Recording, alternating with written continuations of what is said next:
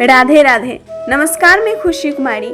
आज हम भगवत गीता में कुछ ज्ञान की बातें जानेंगे, तो चलिए शुरू करते हैं। धृतराष्ट्र बोले, हे संजय, धर्म भूमि कुरुक्षेत्र में एकत्रित युद्ध की इच्छा वाले मेरे और पांडु के पुत्रों ने क्या किया? यह सवाल धर्म क्षेत्र में धृतराष्ट्र द्वारा पूछा गया यह प्रश्न था। यह श्लोक महाभारत के युद्ध के आरंभ में धृतराष्ट्र द्वारा संजय से पूछा गया प्रश्न है।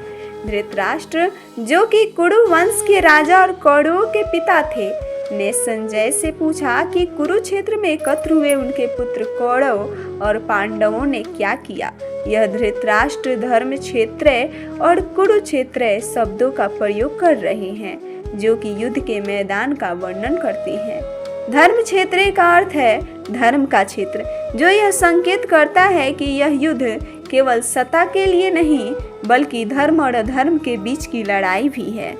कुरुक्षेत्र का अर्थ है कुरुओं का क्षेत्र, अर्थात कौरवों का क्षेत्र। धृतराष्ट्र की चिंता यह थी कि उनके पुत्र युद्ध में पांडवों के साथ क्या करेंगे, और उन्हें इस बात की उत्सुकता थी कि धर्म और अधर्म के इस महायुद्ध में उनके पुत्र कैसे व्यवहार करेंगे। संजय, जो कि दिव्य दृष्टि से संपन्न थे, धृतराष्ट्र को महाभारत युद्ध के घटनाक्रम का वर्णन करते हैं। इस श्लोक से के माध्यम से गीता का प्रारंभ होता है, जिसमें धर्म और अधर्म, न्याय और अन्याय के बीच संघर्ष का गुंज सुनाई देती है। संजय बोले, उस समय राजा दुर्योधन ने व्यूह रचना युक्त पांडवों की सेना को देखा और द्रोणाचार्य के पास जाकर यह वचन कहा। इस श्लोक में महाभारत युद्ध के प्रारंभिक दृश्य का वर्णन किया गया है। जब कौरवों के सेनापति दुर्योधन ने पांडवों की सेना को युद्ध के लिए सुसज्जित और व्यवस्थित देखा, तो वह अपने गुरु द्रोणाचार्य के पास गए। दुर्योधन के इस कार्य से उसकी मानसिक स्थिति और भावनाओं का पता चलता है। वह पांडवों की सेना को देखकर चिंतित और थोड़ा भयभीत था, क्योंकि उसे समझ आ रहा था कि यह युद्ध इतना आसान नहीं होगा। उसे पांडवों की ताकत का आभास हो गया था, और इसीलिए वह अपने गुरु के पास जाकर उन्हें सूचित करना चाहता था। दुर्योधन की इस मनोस्थिति से हमें यह समझ में आता है कि युद्ध के प्रारंभ में ही उसे अपनी सेना की शक्ति और पांडवों की शक्ति का आकलन करने की आवश्यकता महसूस हो रही थी। यह घटना दुर्योधन की चिंता, उसके अहंकार और उसकी राजसी प्रतिष्ठा के प्रति उसके लगाव को भी दर्शाती है।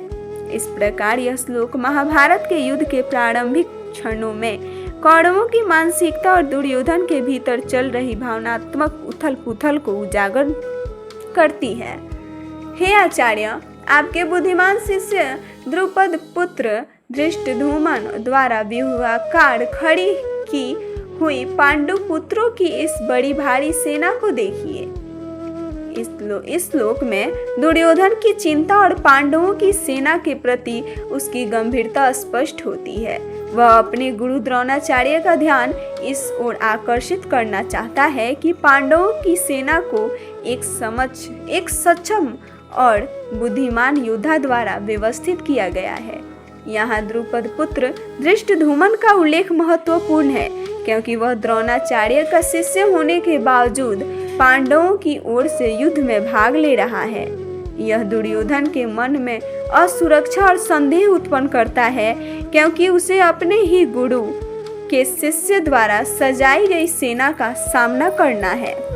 दुर्योधन की यह प्रतिक्रिया दर्शाती है कि युद्ध की स्थिति ने उसके मन में बेचैनी और भविष्य की अनिश्चितता को जन्म दिया है।